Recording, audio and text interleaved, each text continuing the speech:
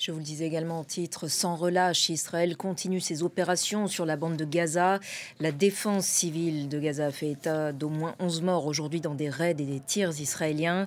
La famine, elle continue de s'étendre, particulièrement alarmante pour les enfants de moins de 5 ans et les femmes enceintes et allaitantes. Après l'annonce par Israël de la reprise prochaine des largages d'aide, nombre d'ONG indiquent qu'ils sont inefficaces et peuvent même tuer des civils. Le responsable de l'Agence des Nations Unies pour les réfugiés palestiniens dénonce de son côté, je cite, un écran de fumée. On en reparle avec notre chroniqueur international Antoine Mariotti. Bonjour Antoine. Bonjour Rachel. La famine s'étend donc et cette annonce par Israël de largage d'aide à venir semble dérisoire, voire c'est une mauvaise idée. C'est ce que pensent de nombreuses ONG.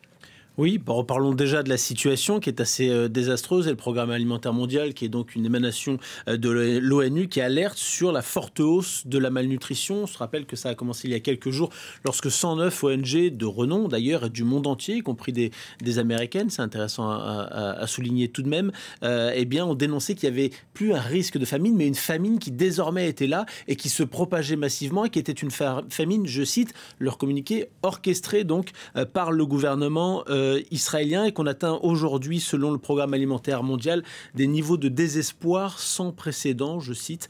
Et puis vous avez évidemment la communauté internationale qui se réveille, avec par exemple la France, le Royaume-Uni et l'Allemagne qui une nouvelle fois ont parlé d'une même voix ces derniers jours et notamment hier soir en disant que désormais, eh bien, cette catastrophe humanitaire devait cesser immédiatement. Alors, l'Italie aussi, par exemple, qu'on a moins entendu, dit que désormais, eh bien, son pays ne peut plus accepter les massacres que l'on peut voir et la famine qui se passe dans la bande de Gaza. Alors, quelle solution? Évidemment, la première, c'est de faire enfin entrer de l'aide humanitaire par des camions, qui est la voie la plus simple, ce qui arrivait avant. Par exemple, quand il y a eu le cessez-le-feu entre le mois de janvier et le mois de mars, avant qu'Israël ne se retire de ce processus diplomatique avec les Palestiniens, enfin avec le Hamas pour être plus précis, eh bien, il y avait 630 camions qui rentraient chaque jour dans la bande de Gaza. Il n'y en a que 28 aujourd'hui, chaque jour, selon les ONG que je citais tout à l'heure, les 109 ONG qui ont fait ce communiqué commun. Et puis donc, il y a des possibilités, selon Israël, que dans les jours qui viennent, eh bien,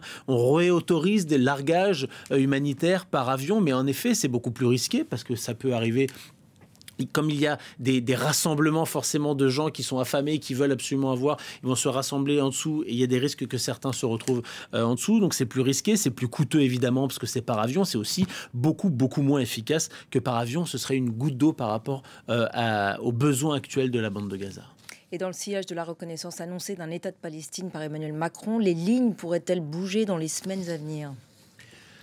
C'est un risque de dire oui. C'est un pari en tout cas que je ne ferai pas tout de suite. Il y a une frustration grandissante assez importante de la communauté internationale. Il faut se rappeler qu'elle n'est pas nouvelle. C'est-à-dire que le mois dernier, début juin, on avait beaucoup de cette frustration qui s'exprimait de plus en plus, des condamnations, y compris de gens qui ont toujours été des soutiens d'Israël, des voix dans les médias, de certains pays. Et puis il y a eu la guerre en Iran. Et là, tout le monde s'est tu parce que tout le monde s'est concentré sur ce qui se passait pendant cette guerre de 12 jours en Iran. Là, on voit bien que cette bronca finalement internationale, elle commence à reprendre de la forme, à reprendre de la voix. Et puis, il faut quand même rappeler aussi que finalement, toute cette riposte israélienne aux attentats du 7 octobre, rappelons-le, et rappelons qu'il y a encore des otages, elle était légitime qu'il y ait une riposte. Mais c'est l'ampleur de cette riposte et la manière dont elle est menée. On arrive à presque 60 000 morts dans la bande de Gaza, selon les chiffres des autorités locales qui sont jugées fiables, je le rappelle, par l'ONU.